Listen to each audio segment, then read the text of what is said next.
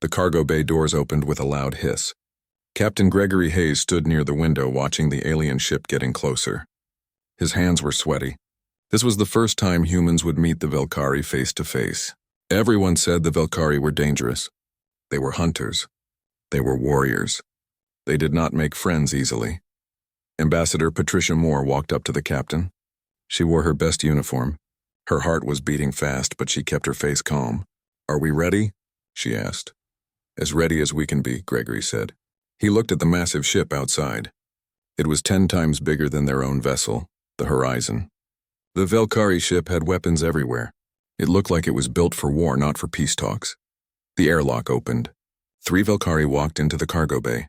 They were huge. Each one stood almost 8 feet tall. Their bodies were covered in dark blue fur with silver stripes. Their faces looked like cats, but much bigger and scarier.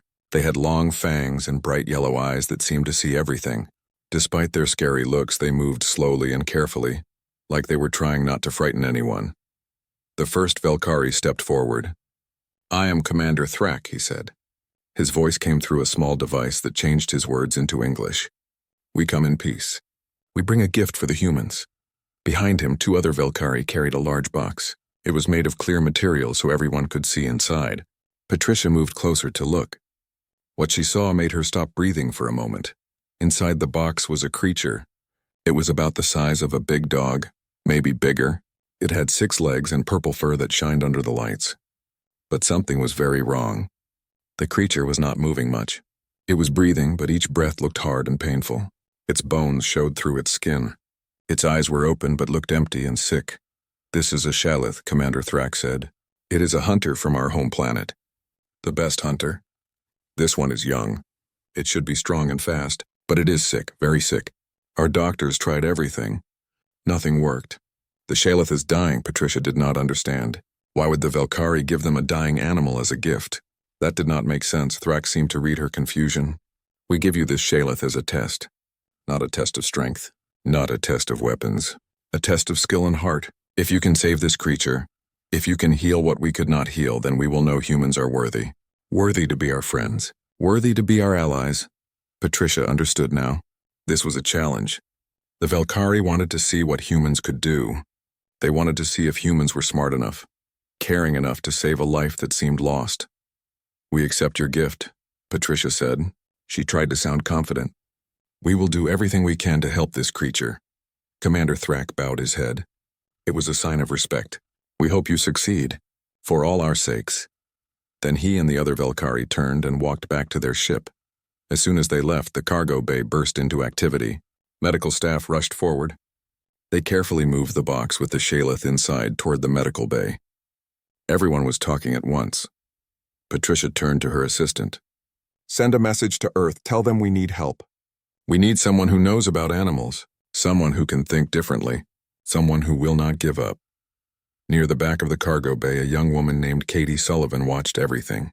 She was only 23 years old. She had joined the crew 6 months ago, right after finishing her training. She never thought she would see anything like this. Katie moved closer to get a better look at the Shalith as they wheeled it past. The creature turned its head slightly. For just 1 second, its eyes met hers. In that moment, Katie saw something. She saw pain, yes. She saw sickness. But she also saw something else. She saw a will to live, a desire to survive.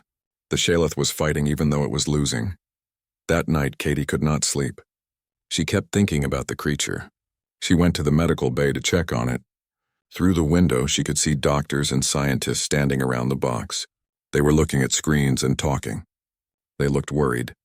Dr. Charles Wright, the chief medical officer, was shaking his head. "I have never seen anything like this. The blood tests show poison in its system, but we cannot find where the poison comes from. It will not eat. It will not drink. Its body is shutting down. If we cannot figure this out soon, it will die in a few days." Katie pressed her hand against the window. She wished she could help. But she was just an ensign. She did not have medical training. She did not know anything about alien animals. All she could do was watch and hope. 3 days passed. The Shalith got worse. Its breathing became slower. Its body became weaker. The doctors tried everything they could think of. They gave it medicine. They tried different foods. They changed the temperature in its room. Nothing worked. The creature was dying and no one knew how to stop it. On the third night, Katie was walking past the medical bay when she heard voices. Dr. Wright was talking to Captain Hayes. "We are out of options," Wright said. He sounded tired and frustrated. "I do not know what else to try. Earth is sending someone, but I do not think they will arrive in time. This creature has maybe 2 days left, maybe less." Katie felt tears in her eyes. It was not fair. The Shalith had not done anything wrong. It was sick and alone and dying far from its home. And the worst part was that its death would mean more than just the loss of one life. It would mean the end of the friendship between humans and Velkari before it even started. She went back to her quarters and lay in her bed, staring at the ceiling. She thought about the moment when the Shalith had looked at her. She thought about the fight she had seen in its eyes. Somewhere inside that dying body was a creature that wanted to live. It just needed someone to help it. Someone who would not give up. The next morning, Katie was in the cargo bay when the announcement came over the speakers. Docking procedure initiated. Incoming passenger from Luna Station. Katie joined the small group waiting by the airlock. She was curious to see who Earth had sent. She expected to see an old professor or a famous doctor. Someone important. The airlock opened. A young woman walked through. She looked about 25 or 26 years old. She had red hair tied back in a simple ponytail. She wore regular clothes, not a fancy uniform. She carried one small bag.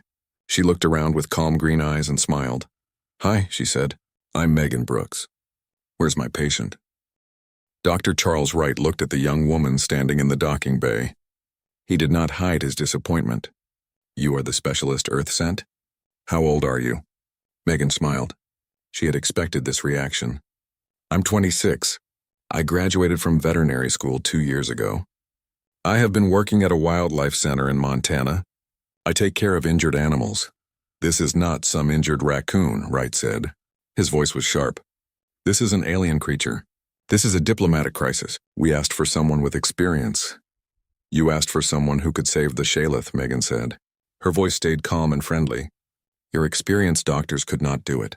So they sent someone who thinks differently. Someone who does not give up on animals no matter how bad things look." Katie stepped forward. "Can you really help it?" Megan looked at her. "I do not know yet, but I will try my best. Now can someone please take me to see the patient?" They walked to the medical bay. Along the way, Wright explained everything they had tried. He showed her the test results on his tablet. He listed all the medicines they had used. He talked about all the different theories they had tested. Megan listened carefully. She did not interrupt. She just nodded and asked questions. When they reached the medical bay, Megan walked straight to the window. The Shalith lay inside a clear container. It looked even worse than 3 days ago. Its purple fur was dull. Its breathing was so shallow that Megan could barely see its chest moving. She stood there for a long time, just watching. Everyone else waited, wondering what she was thinking. Finally, Megan spoke. "Has anyone just sat with it?" Wright looked confused. "Sat with it? What do you mean?" "I mean, has anyone spent time with the creature? Just being there, talking to it, touching it, making it feel less alone. It is a dangerous predator," Wright said. "We have kept it contained for safety." Megan turned to face him. "It is too weak to be dangerous right now. And it is dying partly because it feels trapped and scared. Look at it. This is a creature that is giving up." She turned to Captain Hayes, who had come to see the new arrival. "Captain, I need full control of the patient's care. I know that is unusual. But if you want me to save this creature, you have to let me do it my way." Hayes looked at Wright, then back at Megan. He saw something in her eyes. Determination, confidence, something that made him want to trust her. "You have it. Whatever you need, thank you. First, we need to move it out of that box. It needs more space. A place where I can stay with it, where it can feel safe." "That is dangerous," Wright protested. "Everything is dangerous," Megan said. "But keeping it locked up like this is killing it faster than any disease. We have maybe 48 hours left. We have to try something different." An hour later, they had cleared out a small cargo bay. They put soft padding on the floor. They set up warm lights. They made it feel less like a hospital and more like a den. When they moved the Shalith into the new space, Megan dismissed everyone except Katie. "I need an assistant. Someone who can help me watch the creature and take care of it. Are you interested? Katie's heart jumped. Yes, definitely yes, my good. Now, first rule, we treat this patient with respect and kindness, just like any animal back home. Second rule, we watch everything. The answer to what is wrong is in the details we have not noticed yet. Megan sat down on the floor about 10 feet from the Shaleth. She did not try to touch it. She just sat there, quiet and still. The creature's eyes flickered toward her for a moment, then closed again. What are we doing? Katie whispered. Building trust, Megan whispered back. This creature is terrified. It is in a strange place with strange smells and strange beings. Before we can heal its body, we have to calm its mind. They sat like that for 2 hours. Megan did not move much. She just talked softly, her voice gentle and soothing. She did not say anything important. She just talked about the weather, about Earth, about anything that came to mind. The point was not the words. The point was the tone. The point was to show the Shaleth that she was not a threat. Slowly, very slowly, the Shaleth's breathing changed. It became a little bit deeper, a little bit calmer. Katie watched in amazement. In just 2 hours, Megan had done something all the doctors could not do. She had made the creature relax. That night, Megan set up a small bed in the corner of the cargo bay. I am staying here, she announced. You need to rest, Katie said. I will rest here. The creature needs to get used to me. If I keep leaving and coming back, it will stay stressed. For the next 3 days, Megan barely left the cargo bay. Katie brought her food.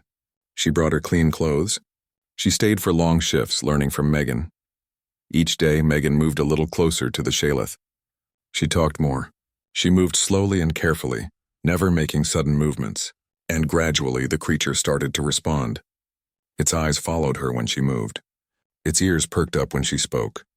On the 4th day, Megan was finally close enough to touch the creature. She reached out slowly, her hand open and relaxed. The Shaleth watched her. For a moment, nothing happened. Then the creature pushed its head slightly into her hand. Megan felt tears in her eyes. This was progress. This was connection. She began to pet the Shaleth gently, running her hand over its soft fur. The creature made a small sound, almost like a purr. It was the first sound it had made since arriving on the ship.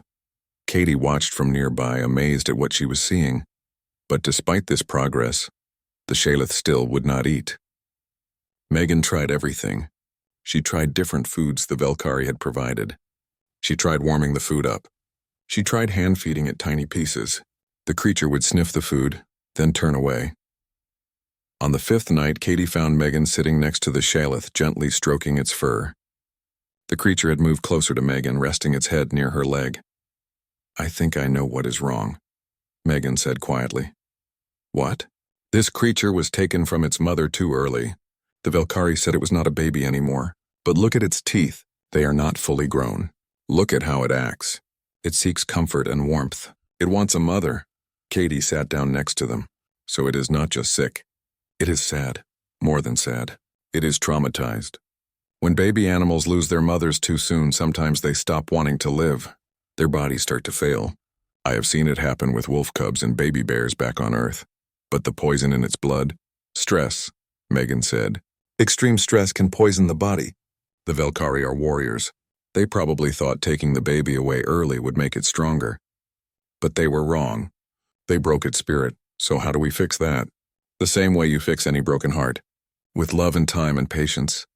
Megan continued to stroke the Shaleth's fur. We just have to hope we are not too late. Over the next week, Megan changed her entire approach.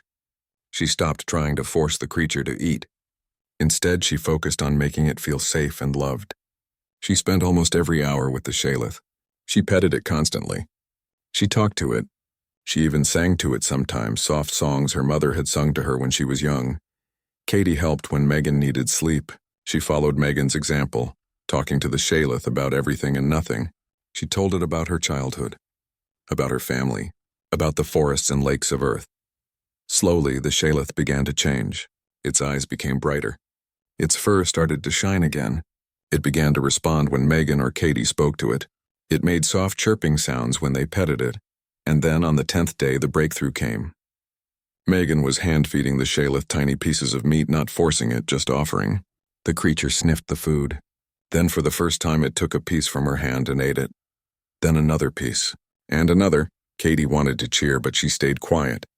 not wanting to scare the creature. By the end of that feeding, the Shaleth had eaten more than it had in 2 weeks. Dr. Wright watched from the observation window, shaking his head in disbelief. Everything he knew about medicine told him this should not work. But it was working. Captain Hayes came to see Megan that evening. "I have received a message from the Velkari. They heard about the progress. They want to know what miracle cure we used." Megan laughed softly. She was sitting with the Shaleth, who was now strong enough to lift its head and rest it on her lap. "Tell them there is no miracle cure. Tell them we just loved it back to health." 3 weeks after Megan arrived, the Shaleth looked like a completely different creature. Its purple fur shined under the lights. Its eyes were bright and full of life. It moved with grace and power like the predator it was meant to be. But the most amazing change was not physical. The Shaleth had bonded with Megan in a way no one expected. It followed her everywhere in the cargo bay. When she left, even for a few minutes, it made sad crying sounds until she came back. At night, it slept curled up next to her. With Katie, the Shaleth was playful and friendly. It liked to play games with her. It would pounce on balls she threw. It would chase her around the cargo bay, always gentle, never using its claws or teeth to hurt. But with other people, the Shaleth was different. It did not attack them, but it did not trust them either. It would watch them carefully, staying close to Megan. Commander Thrak called on the video screen for their weekly talk. His cat-like face showed surprise. "This is not normal," he said. "A Shaleth should bond with a group, not with one person. And definitely not with an alien." "Maybe that is because she did not try to control it," Captain Hayes said. "Dr. Brooks treated it with kindness, not force." Thrak's whiskers twitched. Megan had learned this meant he was thinking hard. "Perhaps we have been wrong about some things. The Council wants to see the Shaleth in person. We are sending a ship. We will arrive in 6 days." After the call ended, Megan felt worry growing in her stomach. She had known this moment would come. The Shaleth belonged to the Velkari. Eventually, it would have to go back to them. That thought made her heart hurt. Katie found her that evening. Megan was throwing a soft ball for the Shaleth. The creature jumped and caught it in the air, then brought it back to Megan, wanting to play more. "You are worried," Katie said. It was not a question. "The Shaleth is not mine," Megan said. Her voice was quiet. "I was supposed to heal it and give it back. That was always the plan. Megan, that creature loves you. Anyone can see that. And you love it too." The Shaleth seemed to feel Megan's sadness. It left the ball and came to rest its head in her lap. All 6 of its legs folded under its body. It looked up at her with those bright eyes. "I am a veterinarian," Megan said, running her hand over the Shaleth's head. "I take care of animals. Then I let them go when they are better. This should not be different." "But it is different," Katie said. "You are not just its doctor. You are its family." 6 days later, the Velkari ship arrived. Commander Thrak came aboard with his warriors. But he also brought others. Megan could tell they were different by the way they dressed. These were not soldiers. These were teachers and doctors. The meeting happened in the largest room on the ship. But Megan had one demand. The Shaleth needs to be there. It is not a thing to be discussed. It is a living being. It should be part of any decision about its future. Thrak agreed. So the Shaleth sat next to Megan's chair. It was calm but alert. It watched the Velkari visitors with careful eyes. One of the Velkari doctors, an older female named Sareth, walked toward them slowly. The Shaleth made a low growling sound. It was a warning. The creature pressed closer to Megan, placing itself between her and the Velkari. Sareth stopped. Her ears went flat against her head. "Amazing. It protects you. It thinks you are its mother." Megan saved its life, Katie said from her spot near the door. She spent weeks taking care of it. She never left it. She gave it what it needed most, not just medicine. "Love and safety." Thrak stepped forward. His big body moved with careful grace. "The Council has read all the reports. You did more than we thought possible, Dr. Brooks. The Shaleth is healthy and strong. You proved that humans are worthy to be our friends and allies. We are grateful." "I am glad I could help," Megan said carefully. Her hand rested on the Shaleth's head. "Now we must decide what happens next," Sareth said. "By our laws, this Shaleth should return to our world. It should be raised with its own kind." The Shaleth made a sad, frightened sound. It seemed to understand. It moved to stand fully in front of Megan, protecting her from the Velkari. Thrak and Sareth looked at each other. Something passed between them, some silent communication. But, Thrak said slowly, we see the bond that is formed. Such bonds are sacred to our people. To break this bond would be cruel. It would hurt both the Shalith and the human. Megan's heart began to beat faster. What are you saying?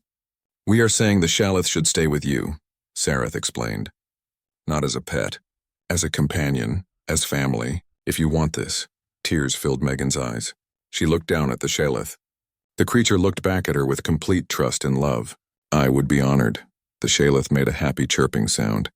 It seemed to understand that it could stay, that it was home. Katie wiped her own eyes. She had never seen anything so beautiful. The news spread fast.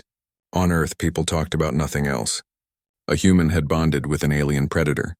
The Velkari, known throughout the galaxy as fierce warriors, had given one of their sacred creatures to a human. The implications were huge. Commander Thrak explained it to Captain Hayes later that day. The Shalith are more than animals to us. They are symbols. They represent strength and independence and the hunt. That one chose to stay with your Dr. Brooks tells us something important. It tells us that humans have the capacity for deep connection, for breaking through barriers we thought could not be broken. This is a greater gift than any weapon or technology. The paperwork took 2 more weeks. Megan would become the official guardian of the Shalith. In return, she would help both species understand each other better. She would be a bridge between humans and Velkari. Katie would be her assistant. Megan had started calling the Shalith Luna because of the silver markings on her fur. The name fit perfectly. The Horizon returned to Earth orbit. Suddenly, Megan was famous. News reporters wanted to talk to her. Scientists wanted to study Luna. Politicians wanted to use her story for their own purposes. Megan hated the attention, but she handled it with calm and grace. She always made sure to talk about the bigger picture. About cooperation. About understanding. About breaking down the walls between species. The Velkari sent detailed information about how to care for Luna. They told Megan what Luna should eat, how much exercise she needed, what behaviors were normal and what might mean Luna was sick. They also sent regular messages. They treated Megan like she was part of their family now. Luna would never go back to the Velkari homeworld, but she would not be cut off from her heritage either. The Horizon had a special habitat built for Luna. It had trees and rocks and running water. It looked like a forest. Luna could run and climb and play. But she always came back to Megan. 6 months passed. Katie and Megan stood in Luna's habitat, watching the Shalith chase a flying drone through the fake trees. Luna had grown. She was almost as big as a horse now. She had all the power and grace of an adult Shalith, but with Megan and Katie she was still gentle and playful. Did you ever think your life would be like this? Katie asked. Never, Megan said honestly. I thought I would spend my life in Montana, taking care of injured hawks and orphaned deer. Instead, I live on a spaceship with an alien predator who is my best friend. And I am helping 2 species become friends. Any regrets? Not one. Megan whistled.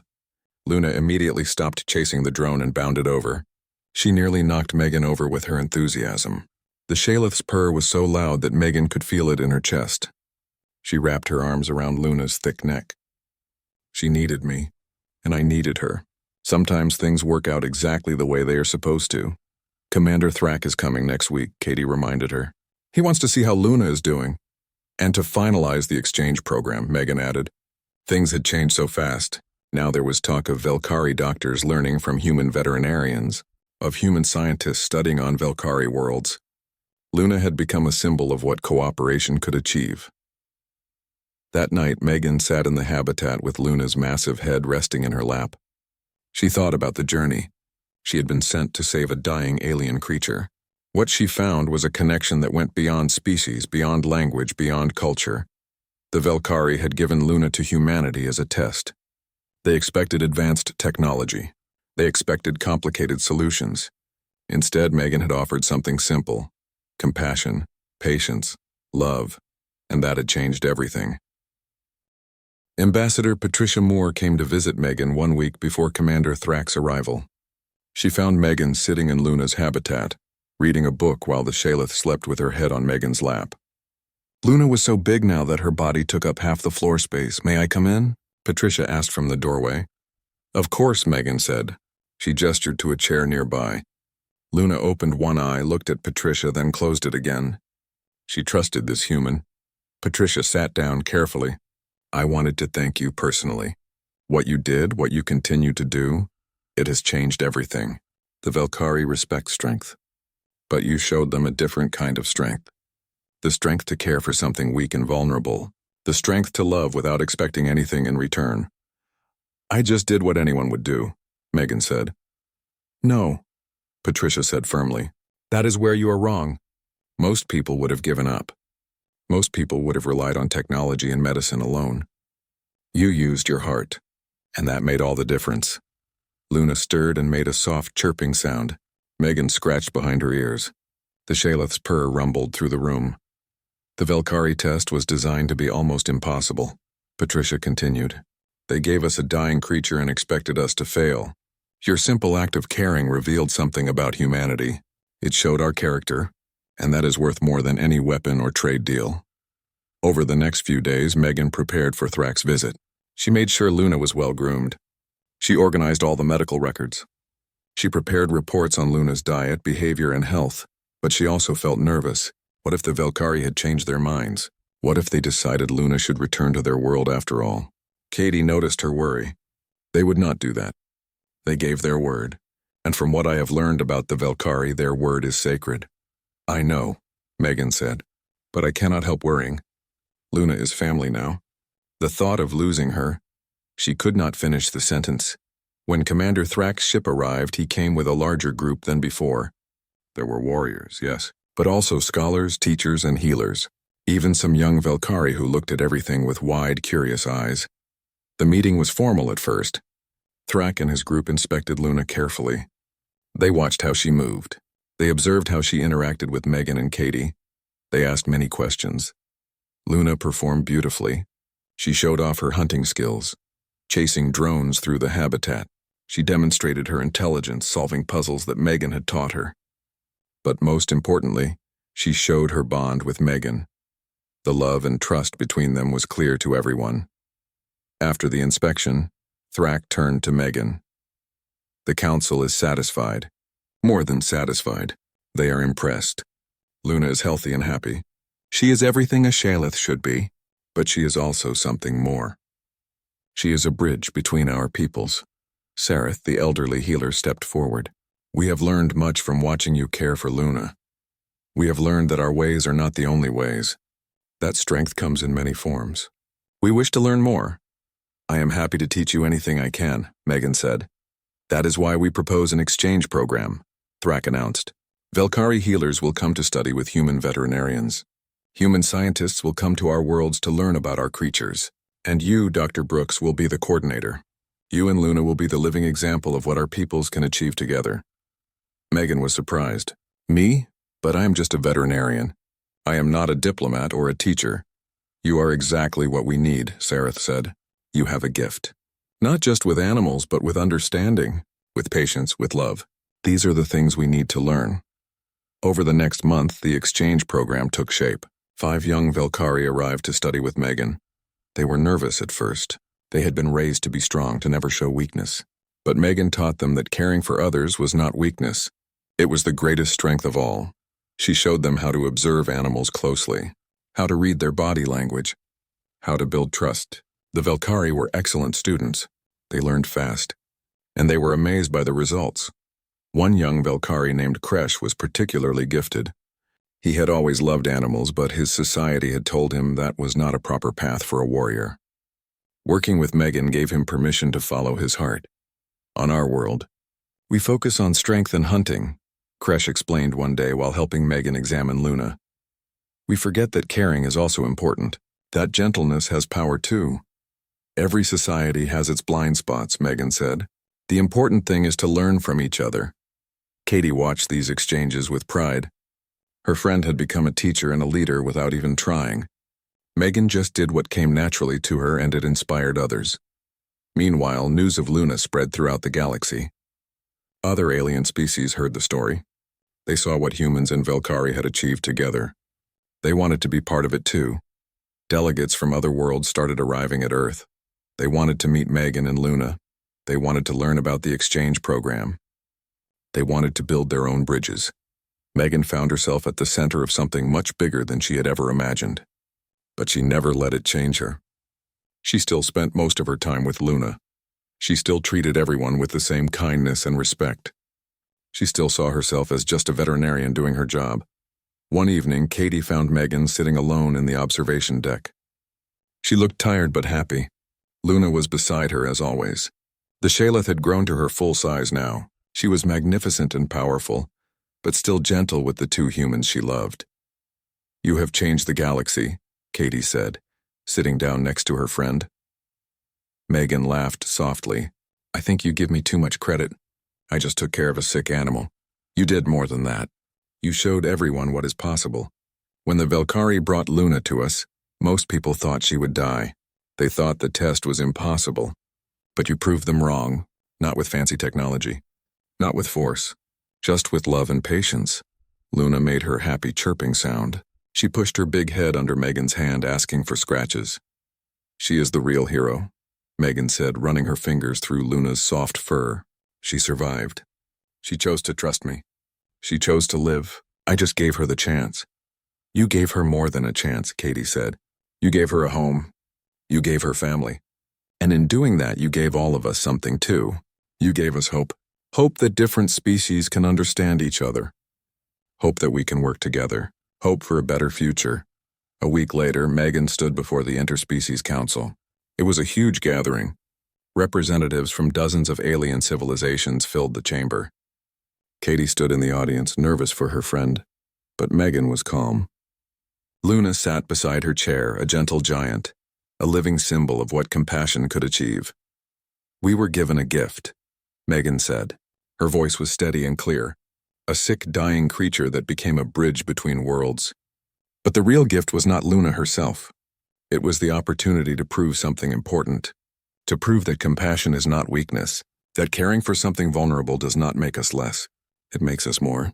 The bonds we form, no matter who or what we are, those bonds are what make us strong." Luna raised her head and made a deep, resonant call. It echoed through the chamber. It was a sound of contentment, of belonging, of home. Commander Thrak rose from his seat. His voice was filled with emotion. "A year ago, we tested humanity. We gave them an impossible task.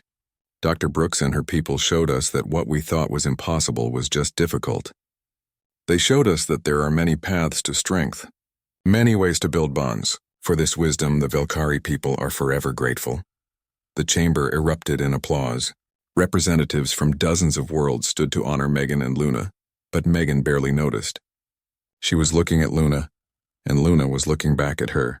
In that moment, nothing else mattered. They had found each other when both were lost. They had saved each other, and together they had changed the galaxy. 2 years after Luna first arrived on the horizon, Megan stood on the observation deck of the new Interspecies Research Station. She watched ships from dozens of worlds dock at the massive station. Each ship brought students, scientists, and diplomats who wanted to be part of what had become known as the Luna Initiative. Katie joined her at the window. She was no longer just an assistant. She was now the coordinator of the student exchange program, managing hundreds of young people from different worlds who came to learn. "Do you ever miss Montana?" Katie asked. "The quiet life you had before all this?" Megan smiled. "Sometimes. But then I look at what we have built here, and I know I am exactly where I am supposed to be." Behind them, Luna dozed in a large, cushioned area. She was fully grown now, a powerful predator who could easily be dangerous, but she chose to be gentle. She chose love over violence. That choice had inspired countless others. The Luna Initiative had grown beyond anyone's expectations. What started as a simple exchange between humans and Velkari had become a galaxy-wide movement. Universities across human space now offered programs in interspecies communication and care. Velkari healers worked alongside human veterinarians. Other species sent their own students to learn, but the initiative was about more than just animal care. It was about breaking down barriers, about seeing past differences, about finding common ground. Megan had become the unofficial leader of this movement, though she never sought the position. She simply did what she had always done. She cared, she listened, she treated every being with respect and compassion, and people responded to that. The communication console beeped. Katie answered it. It is Commander Thrak. He wants to talk to you. Megan walked over to the console. Thrak's face appeared on the screen. He looked older now, with more silver in his fur, but his eyes still held the same intelligence and strength. Dr. Brooks, he said formally. Then his expression softened. Megan, how are you? I am well, Commander. And you? Please call me Thrak. We have known each other long enough to drop the formalities. He paused. I am calling because the Velkari Council has made a decision. We want to invite you to our homeworld. You and Luna. It is time our people met you both in person. Megan felt a flutter of excitement and nervousness. That is a great honor. The honor is ours, Thrak said. You saved one of our sacred creatures. You proved that there are many paths to strength. Now we want to learn more. We want our young ones to see Luna, to see what is possible when we choose connection over conflict. 3 months later, Megan and Katie stood on the surface of the Velkari homeworld. The sky was deep purple and 3 moons hung on the horizon. The air was warm and smelled of flowers they had never encountered before. Luna stood between them, her 6 legs planted firmly on the soil of her ancestors. She lifted her head and made a long, haunting call. It was a sound of recognition, of homecoming. Even though Luna had never been here before, something in her blood remembered this place. Thousands of Velkari had gathered to see them. Young and old, warriors and healers, they all wanted to witness this moment. A human who had saved a Shalith who had chosen to bond with an alien. Thrak walked forward to greet them. But before he could speak, something amazing happened. A wild Shalith emerged from the nearby forest. It was larger than Luna, with scars that spoke of many hunts. It should have been dangerous. It should have attacked. Instead, it approached Luna cautiously. The 2 Shalethi circled each other, sniffing, communicating in ways humans could not fully understand. Then the wild Shalith did something that made the crowd gasp. It bowed its head to Luna, a sign of respect, of recognition. Remarkable, Thrak whispered. The wild one recognizes her strength, but also recognizes that she is different, that she has chosen a different path. More Shalethi emerged from the forest, a whole pride of them. They surrounded Luna, but not with aggression, with curiosity. With acceptance, Luna stood tall. She was part of their world, but also part of something new. She was a bridge between 2 ways of being. After the initial meeting with the wild Shalethi, Thrak led Megan and Katie to the Velkari capital. The city was beautiful, built into massive trees and carved from stone. It looked both ancient and advanced at the same time. They were taken to the council chamber where the leaders of the Velkari people waited. Megan had expected a formal, serious meeting, but instead the counselors wanted to meet Luna. They wanted to see for themselves what made this Shaleth so special. Luna handled it all with grace. She let them examine her. She demonstrated her intelligence. She showed them the bond she shared with Megan. The counselors were amazed. The eldest counselor, a female named Veth, spoke in a voice that trembled with age, but was strong with wisdom. We sent the Shaleth to test humanity. We expected you to use your technology, your machines, your science. Instead, you used something we had forgotten was powerful. You used your heart. And in doing so, you taught us something we had lost. You taught us that caring is strength. Over the next weeks, Megan and Katie traveled across the Velkari homeworld. They visited schools where young Velkari were learning new ways of caring for animals. They met healers who had studied with human veterinarians and were now applying those lessons to their work. They saw how the Luna Initiative had changed Velkari society. But perhaps the most important moment came in a small village far from the capital. A young Velkari child approached Megan shyly. The child had brought an injured bird, its wing broken. Can you help it? The child asked. I do not want it to die. Megan knelt down. She examined the bird carefully. I can help, but it will take time and patience. You will need to care for it every day. Can you do that? The child nodded eagerly. Megan showed the child how to set the wing properly, how to feed the bird, how to keep it calm and comfortable. The child watched everything with intense focus. When they were done, the child looked up at Megan with shining eyes. When I grow up, I want to be like you. I want to help creatures who are hurt. Megan felt tears in her eyes. This was why she did what she did. Not for fame or recognition, but for moments like this. for the chance to inspire others to care. On their last night on the Velkari homeworld, there was a ceremony. Thousands gathered in an ancient amphitheater under the three moons. Megan and Luna stood at the center. Commander Thrak spoke to the crowd. 2 years ago, we gave the humans a dying Shalith. It was a test. We thought they would fail. But Dr. Megan Brooks did not fail. She succeeded in ways we never imagined. She saved Luna not with force or advanced technology, but with love and patience. And in saving Luna, she saved something in us too. She reminded us that strength comes in many forms, that the greatest warriors are not those who conquer others, but those who protect and care for others. Veth, the eldest counselor, approached Megan. She carried a small crystal that glowed with inner light. This is the Star of Vekra. It is our highest honor. It is given to those who embody the best of what we wish to be. You have earned it, Megan Brooks. You and Luna both. Megan accepted the crystal with shaking hands. I do not deserve this. I only did what anyone should do. I cared for someone who needed help. That is exactly why you deserve it, Veth said softly. Because to you it is so simple, so obvious. You do not see it as heroic. You see it as basic decency. And that is the lesson we all need to learn. The crowd erupted in cheers and calls. Luna raised her head and sang her haunting song. The wild Shalithi in the surrounding forests answered, their voices joining hers in a chorus that echoed across the land. When Megan and Katie returned to the research station, they found that things had changed even more in their absence. More species had joined the Luna Initiative. The Zafrani, a bird-like species, had sent teachers. The Korthi, who looked like intelligent bears, had opened their libraries to human researchers. The Silith, aquatic beings, wanted to establish underwater research centers. Katie looked at all the activity, all the cooperation, and shook her head in wonder. Do you realize what you have done? You have changed the entire galaxy, all because you refused to give up on one dying creature. Megan sat with Luna, running her fingers through the Shalith's soft fur. I did not change anything. Luna did. She survived. She trusted. She loved. She showed everyone what is possible.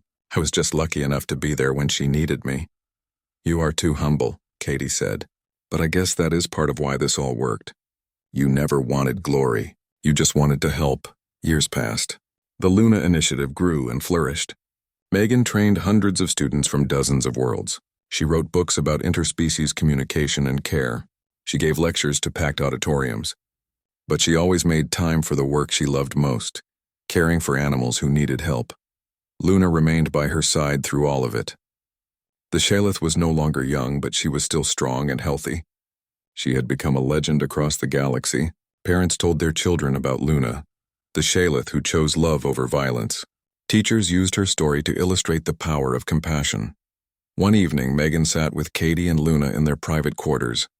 They watched the stars through the large viewport, comfortable in each other's silence. When the Velkari first brought Luna to us, I thought she was the gift, Megan said quietly. But I was wrong. The gift was not Luna. The gift was